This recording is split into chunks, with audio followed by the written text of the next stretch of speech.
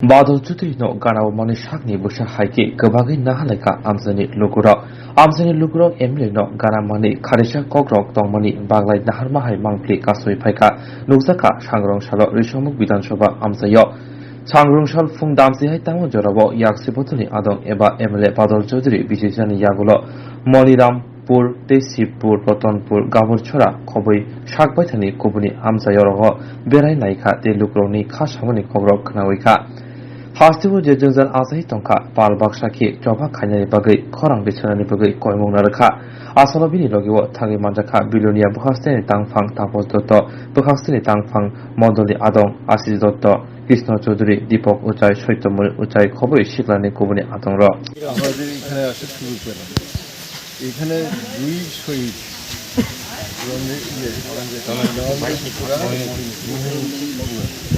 এই এলাকায় এটা আমাদের গর্ব। এটা সারা রাজ্যে নয়, শুধু ভারতবর্ষ নয়, পৃথিবীর মানে ভারতের সব এলাকার মধ্যে এদের যে অবদান, এই ধর্মীয় ত্রিপুরা ভাষা দেওয়া, তারপরে মোহিনী এই যে বন মানে অধিকার বনে মানে মানুষের জমির অধিকার, এটা করতে গিয়ে পুলিশের গুলিতে তার জীবন দেয়। এটা আমাদের সবাই এটা এই এলাকার মধ্যে দুজনেই শহীদ আজকে আমাদের গর্বের বিষয়। আমরা তাকে সামনে রেখে তাদের যে উদ্দেশ্য ছিল সেই উদ্দেশ্যটাকে সফল করার জন্য এখনও সেই সংগ্রাম আমরা চালিয়ে রাখছি। আমরা এই কাজটাই করে যাচ্ছি এই দুজনকে।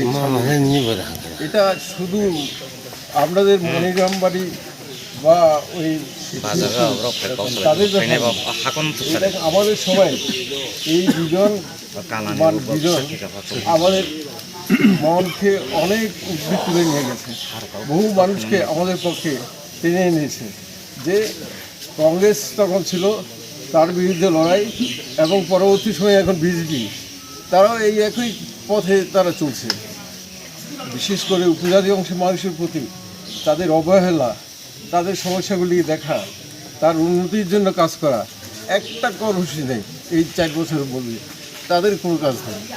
আপনার মারি লোকেরা তো বুঝতে পারছেন, একটা নতুন কাজ আছে, কোনো কর্মসূচি আছে এই এলাকা মানুষের উন্নতির জন্য। এখানে যারা গরিব মানুষ আছেন, যারা আসতে পারছে না, ছেলেরা পড়াশোনা করতে পারছে না ঠিক মতো, শিক্ষক নাই, অন্য কোনো রোগ নাই, প্রচণ্ড রকমভাবে সেখানে তারা আক্রান্ত হচ্ছে। আমি আজকে আসার পর এখানে আমাদের এই যে সমাবেশ, আমি অত্যন্ত গর্বিত। আমি এই এলাকার মানুষ আমাকে তুলে ধরেছেন, আমরাই আসছে রাজনীতিতে আবার জায়গা করতে পেরেছি। আজকে মনিরাম বাড়ি এবং এই সমগ্র এলাকাটা, এই টাক্কাতুলসী পাহাড়ে এই যে সংগ্রাম, এটাকে আমাদের গর্বিত করেছে।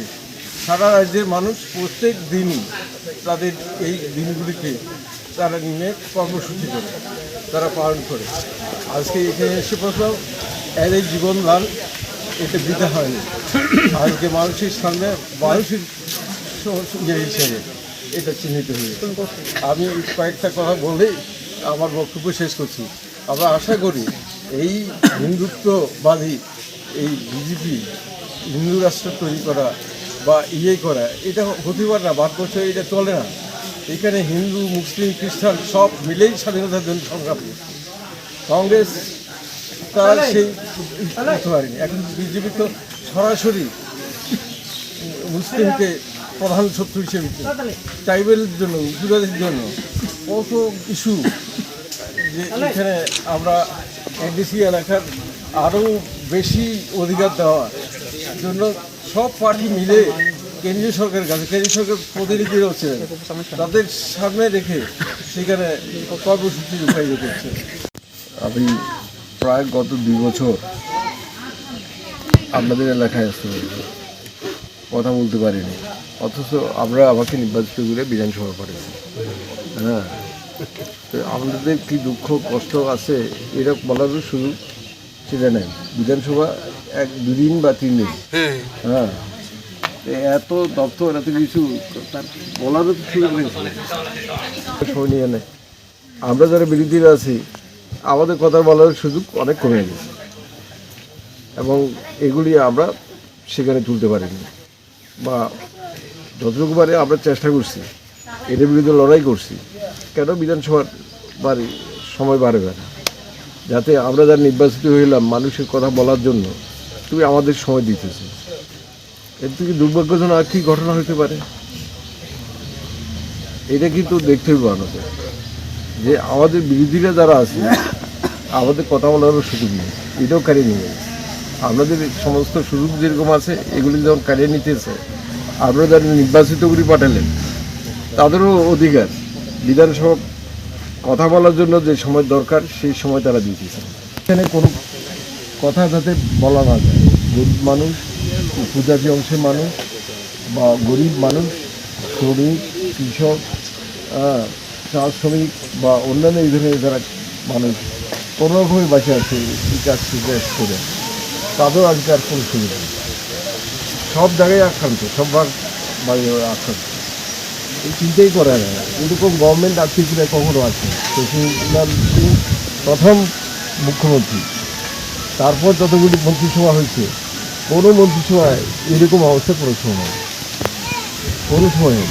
বিজেপি গভর্নমেন্ট আসার পর জনবিরোধী, বিশেষ করে উপজাতিদের স্বার্থ রক্ষা করার জন্য যা কাজ করার কথা, গত নির্বাচন সেখানে তারা যে সমস্ত পরিস্থিতি নিয়েছে, এই আলাদা করে দিব এখন, আলাদা রাজ্য করার জন্য, তখনও তারা বলছিল। এখন সরকার কিন্তু নানাভাবে এই যে এখন যেগুলো যে তীব্রমথা তারা করছে, এটা আমরা করব। মানে আগে আইপিএফটি যারা ছিল বিজেপি, মানে বিজেপি উপজাতি, এই অবস্থার মধ্যে এখন তারা চিন্তা করতেছে বিধানসভার আসন কথা 7টা, মানে 600 না 60 মধ্যে উপজাতির জন্য রিজার্ভ হচ্ছে 20টা। তো সংখ্যাগরিষ্ঠ হতে